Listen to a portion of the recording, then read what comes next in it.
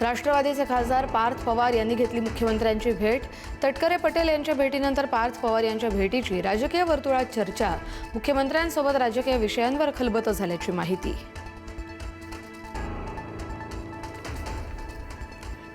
येत्या 15 दिवसात दोन्ही राष्ट्रवादी एकत्र येतील। आमदार रवी राणा यांचा खळबळजनक दावा। केंद्रात सुप्रिया सुळे तर राज्यात सुनेत्रा पवार कारभार पाहतील, रवी राणा यांची भविष्यवाणी।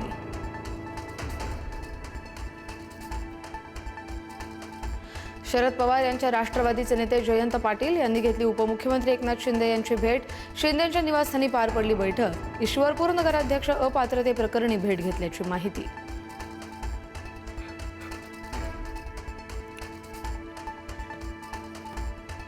सोनम वांगचुक यांच्या उपोषणाचा आजचा 20वा दिवस। दिल्ली हायकोर्टाकडून वांगचुक यांच्या प्रकृतीबद्दल चिंता व्यक्त।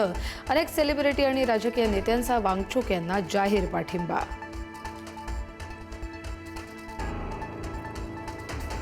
केईएम रुग्णालयातील परिचारिका वसतिगृहातील कॅन्टीनवर एफडीएची कारवाई। अन्नात अळी आढळल्यानंतर कॅन्टीन तात्काळ बंद करण्याची एफडीएकडून नोटीस। अन्न पुरवठादाराचा परवानाही निलंबित।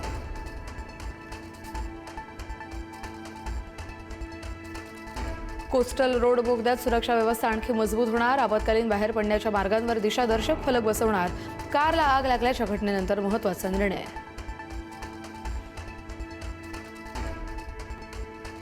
पुण्यात बिल्डर खलील शेख यांची आत्महत्या करण्यापूर्वी बनवला व्हिडिओ।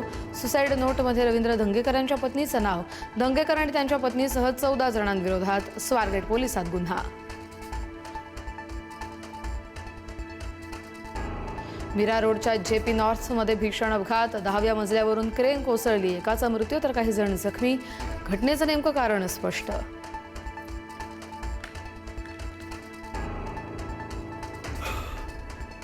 नाफेडच्या कांदा खरेदीला शेतकऱ्यांचा अल्प प्रतिसाद। सलग 5 ते 6 वेळा दरवाढ करूनही शेतकऱ्यांनी फिरवली पाठ। नाफेडकडून 2 महिन्यात केवळ 19,400 मेट्रिक टन कांद्याची खरेदी।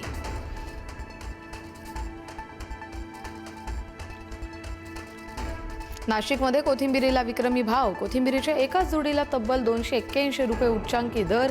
घाऊक बाजारात 100 जोड्यांना 28,000चा विक्रमी दर। बेलवाडीच्या मातीत पार पडलं तुकाराम महाराजांच्या पालखीचं पहिलं गोल रिंगण। टाळ मृदुंगाच्या गजरात अश्वांची दौड पाहण्यासाठी वारकरी मोठ्या संख्येने उपस्थित।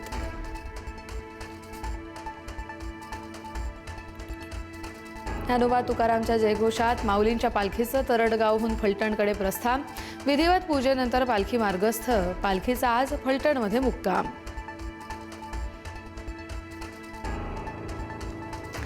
संसदेच्या अधिवेशनापूर्वी आज एनडीएची महत्त्वाची बैठक। संरक्षण मंत्री राजनाथ सिंग यांच्या दिल्लीतल्या शासकीय निवासस्थानी बैठकीचं आयोजन।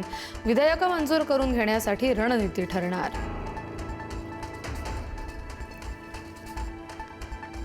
देशातल्या पहिल्या हायड्रोजन ट्रेनला पंतप्रधान मोदींनी दाखवला हिरवा झेंडा।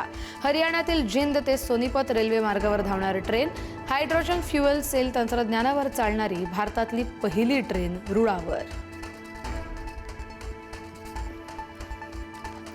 इस्रोमध्ये 100हून अधिक शास्त्रज्ञांचे राजीनामे। महत्त्वाच्या प्रकल्पांना धक्का बसण्याची शक्यता। गगनयान मोहिमेसाठी इस्रो सतर्क, तर प्रकल्प पूर्ण होईपर्यंत व्हीआरएस आणि राजीनाम्यांवर निर्बंध।